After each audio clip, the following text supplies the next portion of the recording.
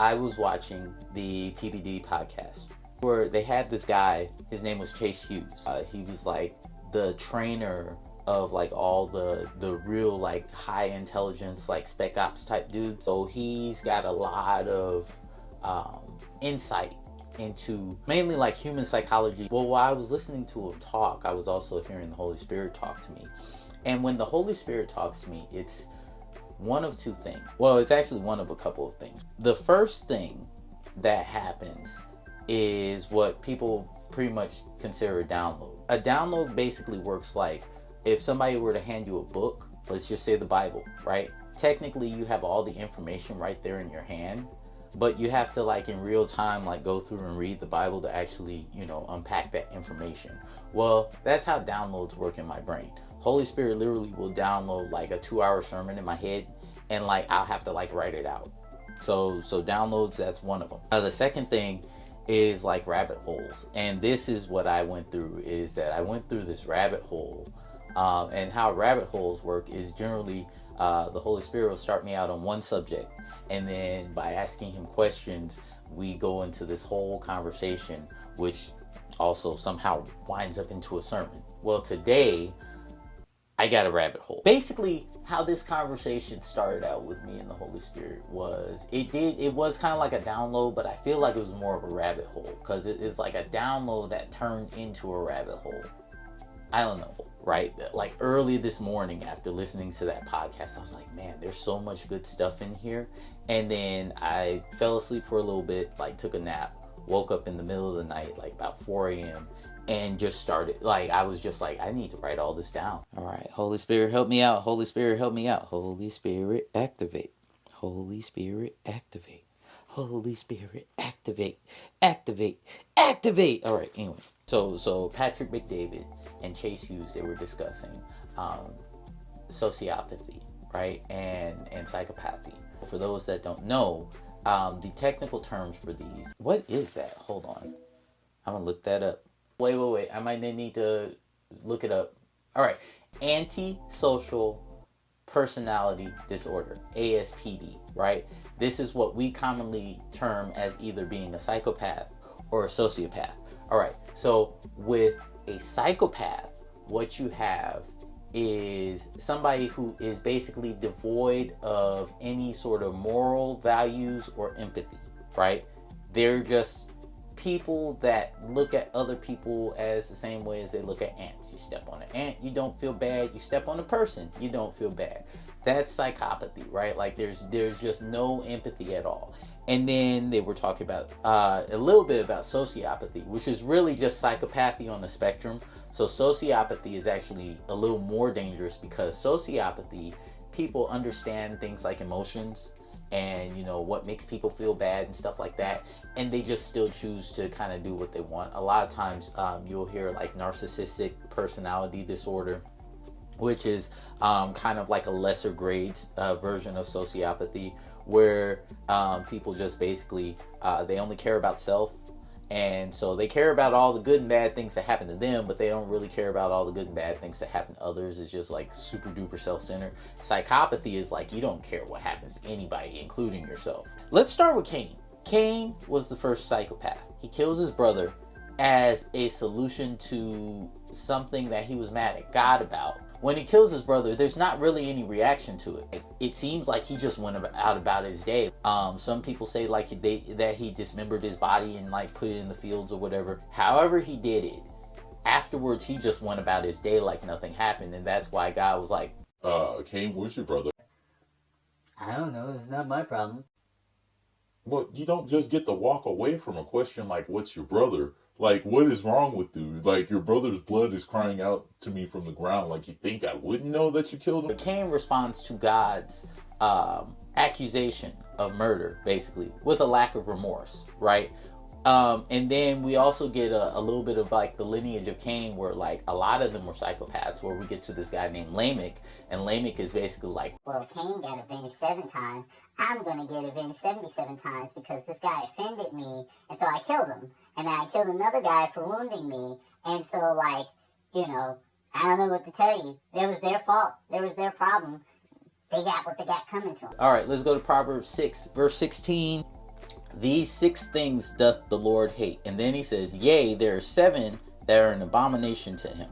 Actually, this proverb, I forget if this is Solomon or if this is like there were a couple of other people that helped write the book of Proverbs, largely attributed to Solomon. But I think this might have been one of the other kings that was, they was like, and he was wise too. I don't know. But we're just going to assume it's Solomon for the sake of argument. These 6 things doth the Lord hate.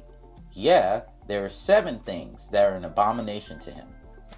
A proud look, a lying tongue, hands that shed innocent blood, a heart that deviseth wicked imaginations, feet that are swift to running to mischief, and a false witness that speaketh lies, and he that soweth discord among brethren. Let's break this down then. A proud look, there's certain translations that say haughty eyes. If you think about like supremacy, you think of like control, you think of just like celebrity even. And we'll get into that. Like this is deep, because we're actually getting into like why society is the way society is, right? And I guess this is why I'm so excited about this topic, is because we're actually going to go into like, why is all this like this, right? And it actually does go back to the garden. It goes back to Cain and Abel. Like, it goes back to all that. Whether it's racial supremacy or religious supremacy, or men are better than women, women are better than men. Like, you see these ideologies all over the place. It's just the idea of just looking down on other people instead of treating them like they are people. Right? Like they're human beings. Like, you look at them as less than. Anytime you're looking at somebody as less than, you have haughty eyes. When you read the Bible with understanding and you know what's going on, it's actually a very fascinating thing.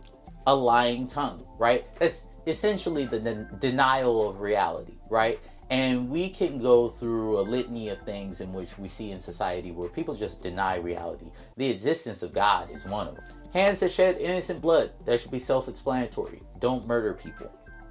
A heart that devises wicked schemes. That actually is a callback to Genesis 6:6. Well, let's go to Genesis 6:5 first. And God saw that the wickedness of man was great in the earth, and that every imagination of the thoughts of his heart was only evil continually. And it repented the Lord that he had made man on the earth, and it grieved him at his heart. Feet that rush to do evil, a fake witness that pours out lies. So a fake witness that pours out lies would be slander, right? And so you hear a lot about that God hates murderers, slanderers, and liars. And the person who sows discord among brethren. This is a couple of things. This is a combination of like gossip and manipulation. This is the list. If you take all of these things and put them into like one big ball, that's what a psychopath is. That's what a psychopath is. So it's not to say that God... Alright, so here's the one thing that I'm not sure about. I'm not sure if this is saying that God hates people that are psychopaths, or if God hates the mindset and the spirit behind psychopaths. Because I tend to believe that God doesn't hate people, but he does hate spiritual forces. And certain spiritual forces he hates because they cause people to do evil. Imagine for a moment. Alright, let's just play a little imagination game, alright?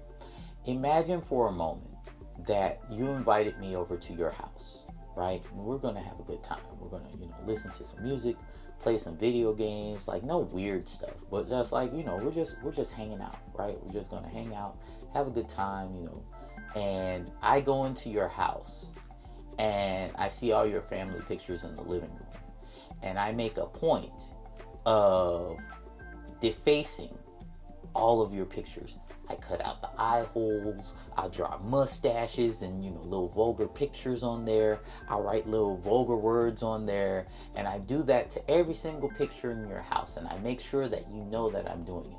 That's how God looks at it when we fall into this list of psychopaths. All right, I'm just going to call it the list of the psychopaths, right? When we fall into the list of the psychopaths and we participate in these things, it is the same thing as taking the pictures of God.